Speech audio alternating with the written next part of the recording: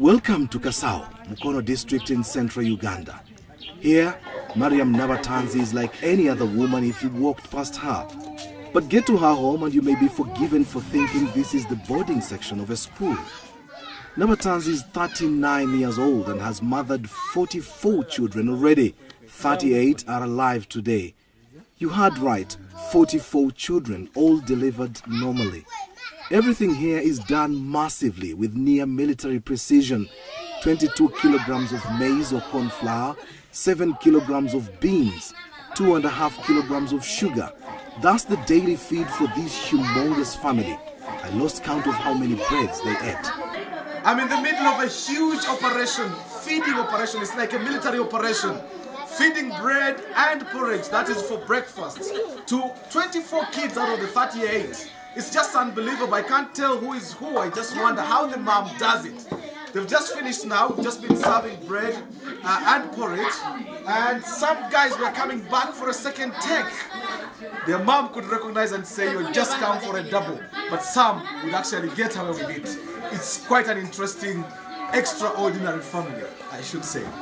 Question is, how did this all begin for Nabatanzi? First, she was married off too young, aged 13, and started having children immediately.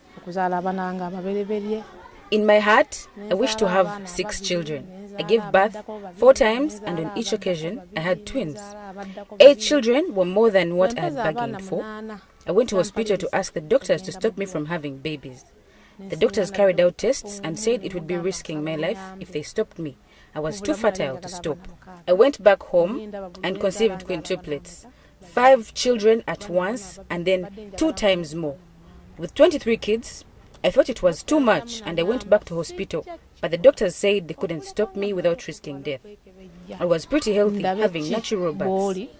Gynecologists say it's possible to be this fertile, although not commonplace. But once you have these many children, my question then is, how hard is it to name these children? We both break into a bout of laughter.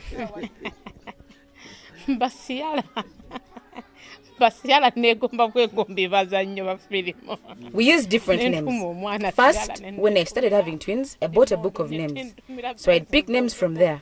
Then my husband is Catholic and I'm Muslim. So don't be surprised to see a Mohammed, then a Dennis. We'd pick from each side. Then we looked for ancestral names. When the numbers got bigger, I began picking names of my favorite movies, especially in Hollywood. I've got Ciara's, Precious Ozokwa, Desmond Elliot, Genevieve Naji, and so on. When you hear this kind of story, you must be wondering where the man responsible for all this procreation is. Well, when I posed this question, Mariam's lead face suddenly turned sad. I have had to put up with a lot. He's tortured me so much. He abused me, beat me up sometimes, and threatened to kill me once.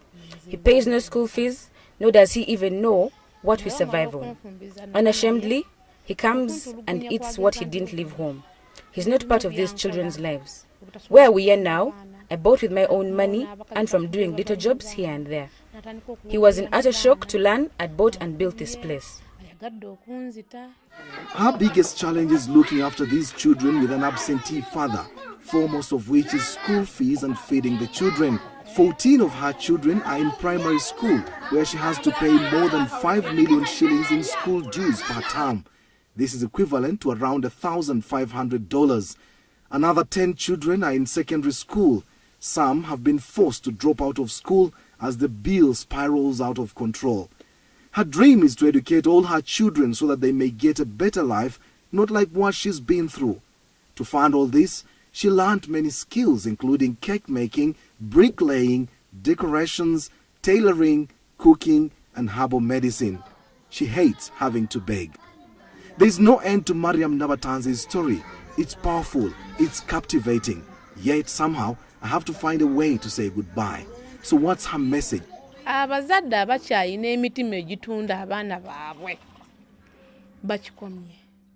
My message is mainly to parents. Stop selling your children through early marriages.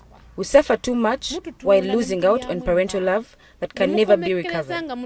Secondly, To the mothers, do not desert your children as you walk out of marriage. Whatever the case, stick to and with your children. I strongly feel that had my mother not left me, my father would not have married me off young. To the men, please shoulder your responsibilities. Don't leave it to the women. A man puts up a shop for you and they imagine all is sorted. No buying anything anymore at home. You forced us to become like men. Reclaim your status as men. Show us love and let us do our responsibilities. It's hard to hold back my own tears knowing so many examples of what she's referring to. Mariam only sleeps for a maximum of 5 hours a day. The rest of her day is dedicated to the children. It would have been good to know what her neighbors make of her, but time wasn't on my side. But don't be surprised if she's declared the woman with the most number of children in the world from one man. Kasim Kaira, Azam News, Kasao, Uganda.